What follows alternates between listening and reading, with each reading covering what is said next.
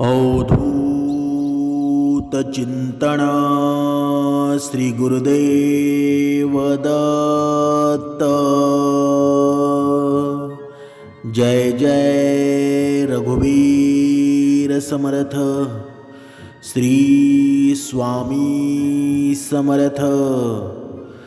सद्गुरु चरणांना नतमस्तक होऊन आपण या शुभ्र सकाळच्या तेजोमय वातावरणामध्ये सर्वजण उपासना करून श्रवणाला बसलेले आहात असं समजून आपण या निरूपणास सुरुवात करूया। मायबाप सज्जनांचं स्वागत आहे। बघा, बऱ्याच दिवसापासून आपण ज्या दिवसाची वाट पाहत होतो ना, तो दिवस आज उजाडलेला आहे। आजचा दिवस म्हणजे कोणता आहे बरं? हा दिवस आहे म्हणजे दत्त जयंती। आपल्या भाग्याचा दिवस आहे, ज्या दिवसाची आपण वर्षभर वाट पाहत असतो। कारण ज्या भगवंताची आपण भक्ती करतो ना, त्यांची ही दत्त जयंती आहे ना। म्हणून आपल्या जीवनामध्ये आजचा हा संकल्प आहे ना, हा संकल्प प्रत्येकानं करायला हवा। आता आपण आज नक्की करावं काय? हा संकल्प नक्की करावा का? मनुष्याच्या जीवनामध्ये याचा फायदा काय आणि तो का केला पाहिजे, याची संपूर्ण माहिती आहे ना, आपण या निरूपणामध्ये पाहणार आहोत। म्हणजे आपल्या जीवनामध्ये आपण अनेक गोष्टी करत असतो, पण या दिवशी आपण एक गोष्ट अजून देखील करायची आहे। ज्यांना पारायण करायला भेटलेलं नाही आहे ना, त्यांनी या दिवशी आहे ना एक तरी अध्याय नक्की वाचायला हवा। गुरुचरित्रातील हा अध्याय कोणता वाचायचा ना, ते सुद्धा आपण पाहणार आहोत। दत्त जयंतीला नैवेद्य कोणता द्यावा, म्हणजे ही परिपूर्ण माहिती आहे ना। बघा, तुम्हाला आज मिळणार आहे आणि ही आजची दत्त जयंती तुमच्यासाठी भाग्याचीच ठरणार आहे ना, तुमचे नशीब बदलणार आहेत। म्हणूनच संकल्प करताना तुम्हाला कधी शंका देखील राहणार नाही आणि तुम्ही प्रत्येक पूजा करताना सोप्या पद्धतीनं संकल्प नेहमी करू शकाल। म्हणजे संकल्प करणं म्हणजे काय बरं? शास्त्रानुसार कोणत्याही प्रकारच्या पूजेपूर्वी किंवा सेवेपूर्वी संकल्प घेणं आवश्यक आहे। पूजेपूर्वी संकल्प न घेतल्यास ना, त्या पूजेचं पूर्ण फळ प्राप्त होत नाही।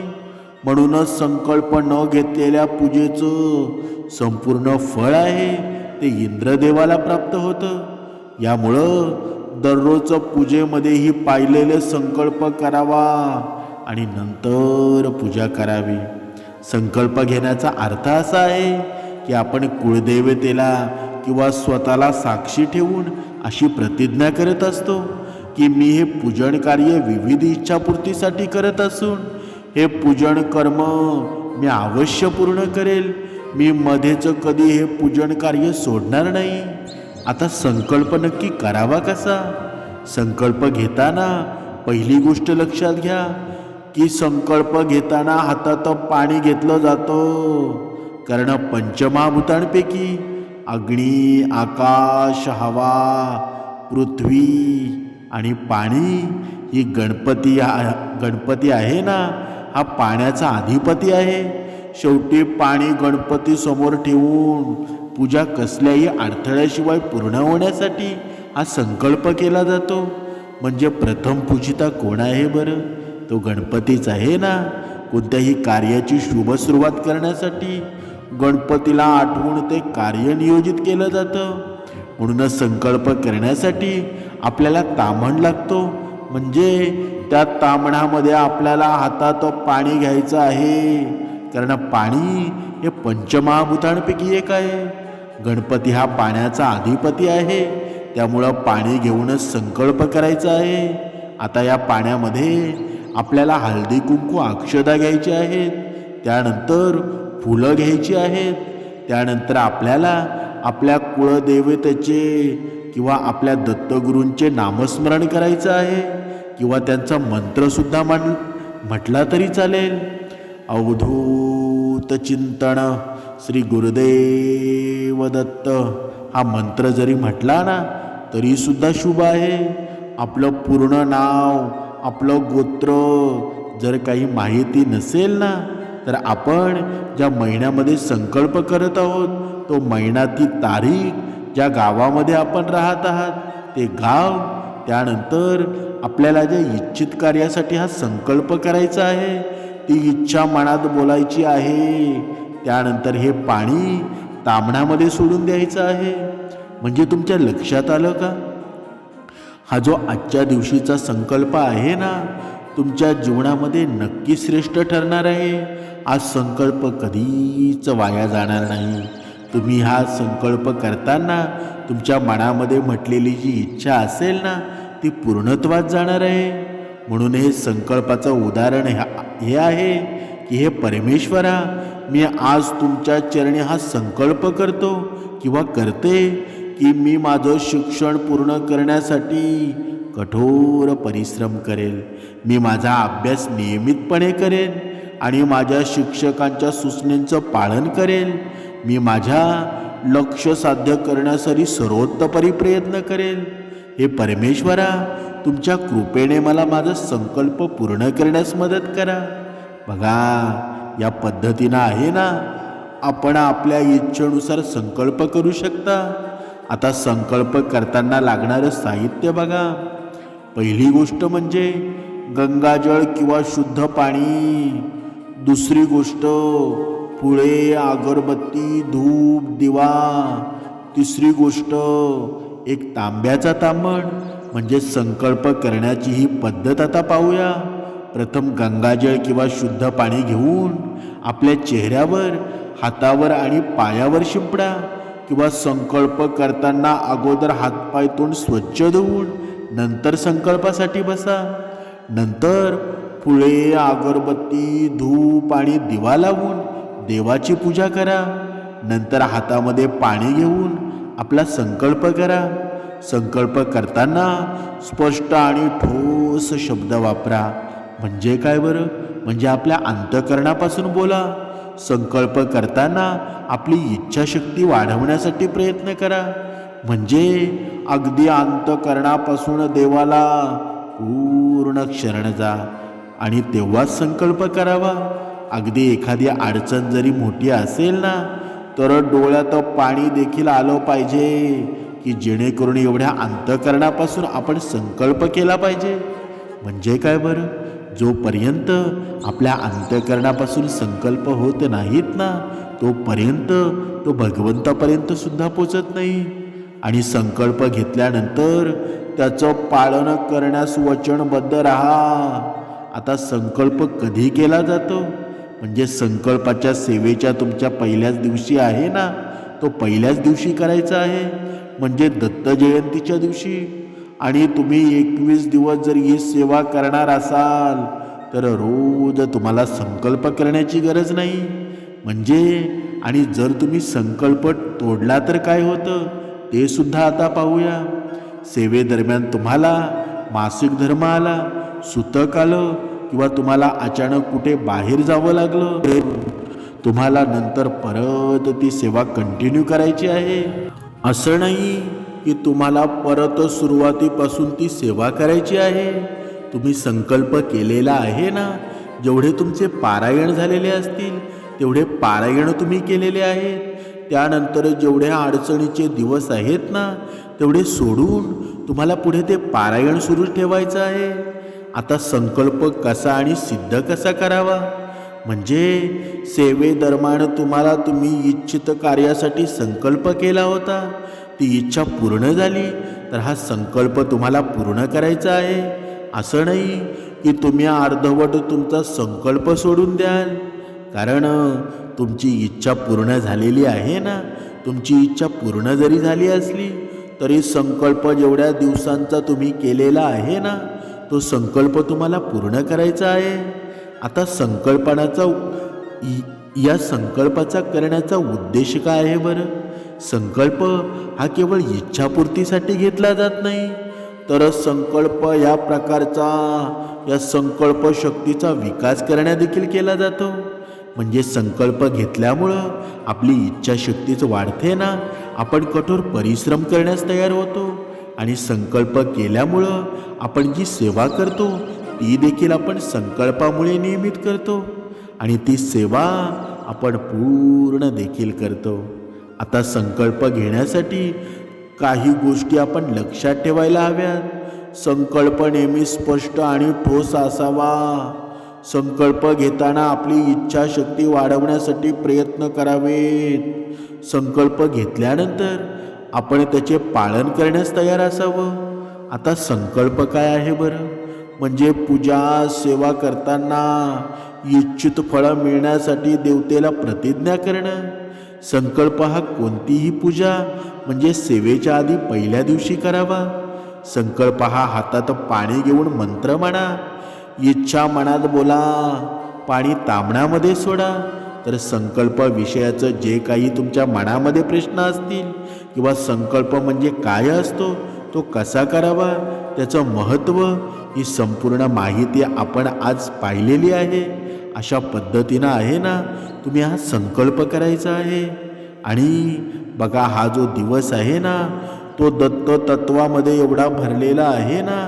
आणि या दिवशी म्हणजे दत्त जयंतीच्या दिवशी नेमकी आपण ही दत्त जयंती साजरी कशी करायची आहे, तसेच गुरुचरित्रातला एक अध्याय आहे, त्या दिवशी नक्की कोणता अध्याय वाचायचा आहे, तसेच या दिवशी दत्त महाराजांची कोणती सेवा करावी, कुठले स्तोत्रमंत्र पठण करावेत, त्याविषयी आपण ही दत्त जयंती पूर्ण होणार नाही. म्हणून दत्त जन्मोत्सव पूर्ण होणार नाही. म्हणून बघा, 28 नोव्हेंबरपासून हा दत्त जयंतीचा सप्ताह सुरू झालेला आहे ना. म्हणजे उद्या पण आपण दत्त जयंतीच्या दुसऱ्या दिवशी म्हणजे आता 4 डिसेंबरला ही दत्त जयंती, आता आजच दत्त जयंती आहे आणि 5 डिसेंबर रोजी हा करण्याचा प्रयत्न करा. कारण दत्त जयंतीच्या दिवशी आपल्या सर्वांना उपवास करायचा आहे. आणि दत्त जयंतीचा सप्ताह जरी 28 नोव्हेंबर रोजी सुरू झाला असेल, पण आपण हा 4 डिसेंबरच्या अगोदर म्हणजेच दत्त जयंतीच्या अगोदर किंवा नंतर देखील या गुरुचरित्राचं पारायण करू शकता. 1 दिवसीय, 3 दिवसांमध्ये, 5 दिवसांमध्ये किंवा साप्ताहिक पारायण आपण अवश्य करावं. साधे सोपे नियम आपल्याला पाळायचे असतात. ही पूजा मांडणी आपल्याला करायची असते. गुरुचरित्राचं पारायण कसं करावं, संपूर्ण बघा माहिती तुम्हाला ऑलरेडी मिळालेली आहे. ज्यांना ज्यांना शक्य होईल ना, त्यांनी गुरुचरित्राचं पारायण अवश्य करावं. आता पाहूया दत्त जयंतीची पूजा कशी करावी. बघा, 4 डिसेंबर म्हणजे आजच 2025 रोजी सकाळी साधारण 8:30 वाजेनंतर आपल्याला ही पूजा करायची आहे. बघा, सकाळी लवकर उठून स्नान करायचं आहे. पाण्यामध्ये गोमूत्र, हळद अवश्य टाका. कारण पौर्णिमा आहे ना, म्हणजे गुरुवार आहे. बघा, तुम्हाला शक्य झालं ना तर या दिवशी पिवळ्या रंगाचं वस्त्र अवश्य परिधान करावं किंवा लाल रंगाचं करा. पण दत्तगुरूंना पिवळा रंग खूप आवडतो. जर नसेल तर कोणतेही स्वच्छ वस्त्र परिधान करावं. महिलांनी एक गोष्ट लक्षात ठेवा, मासिक धर्मामध्ये वापरलेले वस्त्र कोणत्याही सेवा करताना वापरू नये. तसेच काळ्या रंगाचे वस्त्र देखील परिधान करू नका. त्यानंतर मेणदारामध्ये रांगोळी काढायची आहे. कारण की दत्त जयंती आपण साजरी करणार आहोत. त्या दिवशी सप्ताह म्हणजे वाचन सांगता तशी होणार असते. म्हणजे उंबऱ्यावर हळदीचं लेपन देखील करायचं अजिबात विसरायचं नाही. म्हणजे उंबरा पूजन करायचं. हळद, कुंकू, अक्षदा, फूल अर्पण करून, धूप दीप दाखवून उंबरा पूजन देखील करायचं आहे. आपल्याला उंबरठ्याला हळदीचं लेपन अवश्य करायचं आहे. आणि उंबरठ्यावर देखील आपल्याला तुपाचा दिवा अवश्य लावायचा आहे. ही पौर्णिमा आहे ना, त्यामुळे या सेवेला आपल्याला खूप महत्त्व निर्माण झालेलं आहे. त्यानंतर सूर्याला अर्घ्य, तसेच तुळशीची पूजा करायची आहे. आणि तुळशीला देखील तुपाचा दिवा लावायचा आहे. तुळशीच्या दिव्यामध्ये चिमूटभर हळद टाकायला विसरायचं नाही आहे. अशा पद्धतीनं पूजा झाल्यानंतर बघा, या दिवशी अन्नपूर्ण जयंती देखील आहे. त्यामुळे आपल्याला सकाळी घ्यास ओटा स्वच्छ करून घ्यायचा आहे, घ्याची पूजा करायची आहे. अन्नपूर्णा मातेची पूजा देखील आपल्याला सकाळी करायची आहे, या अजिबात विसरू नका. त्यानंतर आपल्या देवघरामध्ये सर्व देवी देवतांची पूजा करून घ्यायची आहे नेहमीप्रमाणे. त्यानंतर बघा, आज गुरुवार आहे ना, त्यामुळं आपल्याला या दिवशी महालक्ष्मीची देखील पूजा मांडणी करायची आहे. तसेच आपल्याला दत्त जयंती असल्यामुळं दत्त महाराजांची ही पूजा करायची आहे. आता आपण पाहूया ही पूजा कशी करायची. आता या दिवशी सकाळी आपला उपवासाचा संकल्प करायचा आहे, उपवास आपल्याला धरायचा आहे. आता आपण सकाळी लवकर उठून वाचन बघा, पूर्ण पूजन करून नंतर बघा दत्त जयंती आपल्याला साजरी करायची आहे. मग या दिवशी विशेष षोडोपचार पद्धतीनं आपल्याला अभिषेक करायचा आहे. आणि हा अभिषेक आहे ना, दत्तांच्या मूर्तीवर झाला पाहिजे. आता ज्यांनी गुरुचरित्राचं पारायण सुरू केलं असेल त्यांनी पूजा मांडणी केलेली असते. अशा वेळेला दत्त जयंतीच्या पूजेसाठी आपल्याला वेगळी पूजा मांडणी करायची गरज नाही. मात्र ज्यांनी पारायण सुरू केलं नसेल अशांनी मात्र त्या ठिकाणी छोटीशी पूजा अवश्य मांडा. आणि जर पूजा मांडण्यासाठी जागा नसेल, आपण दत्ताची मूर्ती किंवा दत्तात्रयांचा फोटो असेल यांचं पूजन करायचं आहे. अभिषेक आपल्याला करायचा आहे. आणि अभिषेक झाल्यानंतर त्यांना स्नान घातल्यानंतर देवघरामध्ये जरी आपण मूर्ती ठेवली तरी चालेल. पूजा मांडणी एकदम साधी करायची. चौरंग घ्या किंवा पाट घ्यावा, त्यावरती स्वच्छ लाल वस्त्र किंवा पिवळं वस्त्र ठेवावं. पूजेची जागा आपण स्वच्छ करून घ्यायची आहे. पुरुषांनी आपल्या कपाळाला कुंकू लावायचं, महिलांनी हळद कुंकू लावलं तरी चालेल. प्रथम शुद्ध तुपाचा दिवा लावून घ्यायचा आहे. दिव्याला हळद कुंकू अक्षता एखादं फूल व्हावं. त्यानंतर उपवासाचा व दत्तपूजेचा संकल्प करावा. सर्वप्रथम बघूया की आपण जर तुमच्या घरामध्ये दत्तांची मूर्ती जर असेल तर आपण अभिषेक कशा पद्धतीने करायचा आहे. बघा, या दिवशी विशिष्ट पद्धतीनं मंत्रस्तोत्र पठण करून आपला अभिषेक घालायचा आहे. आणि सर्वप्रथम दत्तात्रयांची मूर्ती आहे ना, आपल्याला तामणामध्ये घ्यायची आहे. ती घेतल्यावर दत्तात्रयांची सर्वप्रथम पाण्यानं परत पंचामृतानं अभिषेक घालायचा आहे. आणि 5 वेळेस म्हणायचं आहे, अवधूत चिंतन श्री गुरुदेव दत्त. बघा, आता साधं पाणी टाकायचं आहे. नंतर 5 वेळेस तुम्ही पंचामृताने त्यांना स्नान घालू शकता. परत साधं पाणी 5 पाळ्या अवधूत चिंतन श्री गुरुदेव दत्त असं परत म्हणायचं आहे. आता तुम्हाला ही पूजा कशी करायची हे माहीत झालेलं असेल. आणि आता बघा, दुपारी 12:39 आपल्याला गुरुदेव दत्तांचा जन्म साजरा करायचा आहे. दत्त जन्म आता कसा साजरा करावा, तर दत्त जन्म साजरा करताना बघा, आपल्याला गुरुदेव दत्तांच्या जन्माची कथा आहे ना, ती श्रवण करायची आहे किंवा ती वाचायची आहे. गुरुचरित्राचं पारायण आपण करत असाल किंवा नसाल करत तर आपण काय करायचं, दुपारी बरोबर 12:15 किंवा 12:30 वाजता गुरुचरित्रातील 4थ्या अध्यायाचं वाचन सुरू करायचं आहे. 1 ते 42 ओवीपर्यंत वाचन करावं. 42व्या ओवीमध्ये दत्त जन्म होतो, तोपर्यंत म्हणजे 42व्या ओवीपर्यंत वाचायचं. त्यानंतर अवधूत चिंतन श्री गुरुदेव दत्त बघा असं 3 वेळा म्हणायचं आहे. म्हणजे दत्त जन्म झाला. अशा पद्धतीनं गुरुदेव दत्तांचा जय जयकार केल्यानंतर उपवासाच्या पदार्थाचा नैवेद्य दाखवायचा आहे. आरती करायची आहे. गणपती बाप्पांची आरती, देवीची आरती, दत्तात्रयांची आरती, स्वामींची आरती, म्हणजे सर्व काही व्यवस्थित करून प्रसाद वाटप करावं. दत्त जन्माची कथा आहे ना, म्हणजेच गुरुचरित्रातील या 4थ्या अध्यायाचं आपण जे वाचन केलेलं असतं ना, म्हणजे 42व्या ओवीपर्यंत आपण ते वाचलेलं आहे. त्या पुढील ओव्या वाचून तो अध्याय पूर्ण करायचा. त्यानंतर दत्तजन्माचा पाळणा पठण करावा. तर अशा पद्धतीनं विधिवत आपण 4 डिसेंबर रोजी म्हणजे दत्तजन्म साजरा करावा. आणि या दिवशी काही आध्यात्मिक सेवा आपण अवश्य कराव्यात, ज्यामध्ये प्रामुख्याने गुरुचरित्रातील 14वा अध्याय वाचावा, 18वा अध्याय वाचावा किंवा ऐकावा सुद्धा. नवनाथ भक्तिसार ग्रंथातील 40वा अध्यायाचं पठण करा. स्वामी चरित्राचं एक पारायण आपल्याला जमलं तर अवश्य वाचा. म्हणजे जे जे तुम्हाला शक्य होईल ना ते तुम्ही नक्की वाचन करावं. म्हणजे तुम्हाला मानाचे श्लोक वाचले तरी चालतील, दासबोध वाचला तरी चालेल.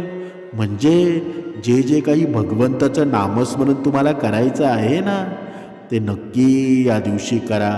दत्त जयंतीच्या दिवशी पूजा तशीच ठेवायची आहे. जर आपण गुरुचरित्राचं पारायण केलेलं नसेल, त्यासाठी पूजा मांडलेली नसेल, तर आपण ही पूजा आहे ना ही दुसऱ्या दिवशी हळद कुंकू अक्षदा वाहून विसर्जन करायचं. मात्र जर आपण गुरुचरित्राचं पारायण करत असाल आणि आपण पारायण जर उशिरा केला असेल किंवा दत्त जयंतीच्या 1-2 दिवस अगोदर सुरू केला असेल किंवा दत्त जयंतीच्या दिवशी सुरू तुम्ही केलेलं असेल, आपलं पारायण दत्त जयंतीच्या दिवशी संपणार नसेल, तर अशा वेळेला ही पूजा आपलं पारायण होईपर्यंत तशीच ठेवावी. आणि पारायणाच्या पूजेमध्ये आपण दत्त भगवान किंवा बघा तुम्हाला जे आवडते भगवंत देव असतील त्यांना अभिषेक घालून ठेवणार आहोत. तसेच गुरुचरित्राचं हे पारायण आहे ते पूर्ण वाचल्यानंतर आपलं उद्यापन झाल्यानंतर त्याच्या दुसऱ्या दिवशी ही संपूर्ण जी पूजा असते ना म्हणजे गुरुचरित्र पारायणाची आपण ती हलवत असतो. त्यावेळेला आपण पूजा हलवावी. जर आपण पारायण करत नसाल, आपण फक्त दत्त जयंतीची पूजा मांडलेली असेल, तर आपण 5 डिसेंबर रोजी सकाळी ही पूजा हलवली तरी चालेल. म्हणजे पूजेवरती हळद कुंकू अक्षदा फुलं व्हायची आहेत, गुरुदेव दत्तांचं स्मरण करायचं आहे आणि ती पूजा हलवली तरी चालेल. दूध साखरेचा नैवेद्य दाखवायचा, आरती करायची आणि अक्षता वाहून ती पूजा हलवायची. तर अशा पद्धतीनं विधिवत शास्त्रयुक्त पद्धतीनं यावर्षी दत्त जयंतीची पूजा आहे ना आपण अवश्य करा. या सेवेचं फळ आहे ना तेवढ्याच ताकदीनं तुमच्या आयुष्यामध्ये मिळेल. विश्वास ठेवा, श्रद्धा ठेवा, हे मन ढळू देऊ नका. अवश्य दत्तगुरु तुमच्या जीवनामध्ये कृपा करतील, आशीर्वाद मिळेल, तुमचा संसार सोन्यासारखा होईल. अवधूत चिंतन. श्री गुरुदेव दत्त.